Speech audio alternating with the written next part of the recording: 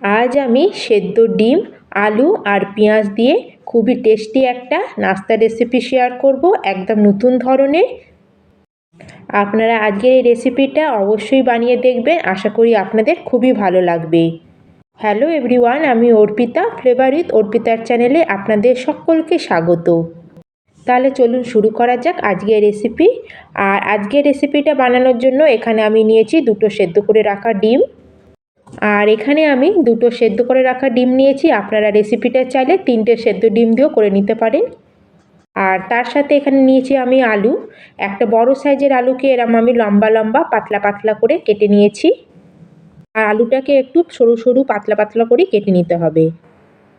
আর তার সাথে এখানে আমি নিয়েছি পেঁয়াজ। এখানে আমি 3টে মিডিয়াম সাইজের পেঁয়াজকে লম্বা লম্বা আর পাতলা পাতলা করে কেটে নিয়েছি। আর এখন আমরা লম্বা করে কেটে রাখা আলু আর পেঁয়াজটাকে ভালো করে মিক্স করে নেব।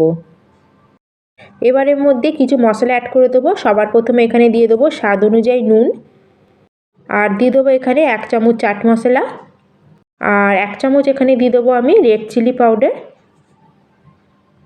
আর 1/4 চামচ অ্যাড করে দেবো হলুদ গুঁড়ো। আর তার সাথে এখানে অ্যাড করে দিলাম 1 চামচ মতো জিরে পাউডার। আর তার সাথে এখানে দিয়ে দেবো আমি 2-3 খানা কাঁচা লঙ্কা কুচি। আপনারা যেরকম ঝাল খান সেই বুঝে লঙ্কাটা অ্যাড করবেন। এবার আমি এর মধ্যে অ্যাড করে দিচ্ছি 1 চামচ মতো গোটা ধনেকে ক্রাশ করে। তার সাথে এখানে অ্যাড করে দিলাম অনেকটা পরিমাণে কুচানো ধনেপাতা।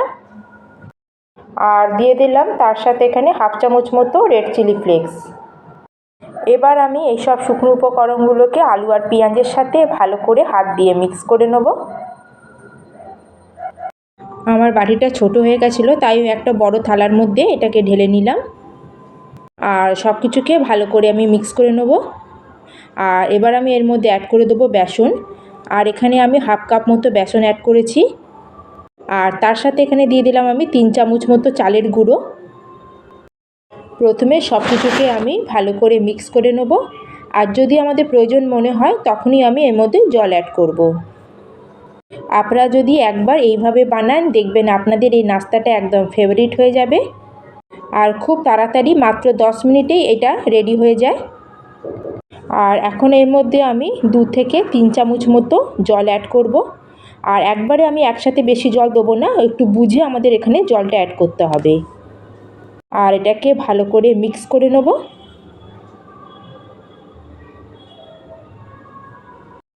আর এটাকে আমি ভালো করে মিক্স করে নিয়েছি।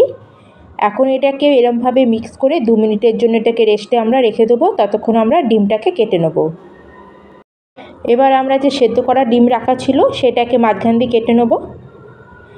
আর এর মধ্যে যে ইয়েলো পার্টটা আছে সেটাকে আমরা বাদ দিয়ে দেবো।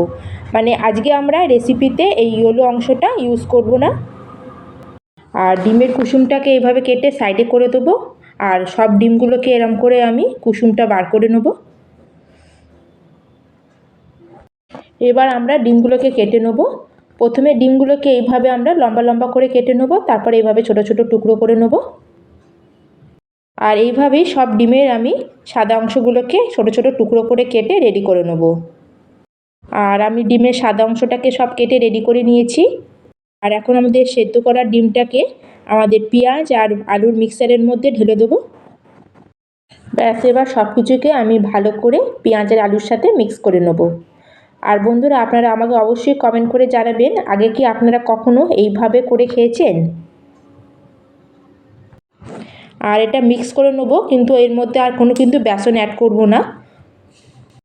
আর আলু আর পেঁয়াজ ভালোভাবে মিক্স হয়ে একটা জাস্ট বাইন্ড মতো হবে, ততটাই আমাদের এখানে বেসন অ্যাড করতে হবে। আর এটা আমাদের মিক্স হয়ে গেছে।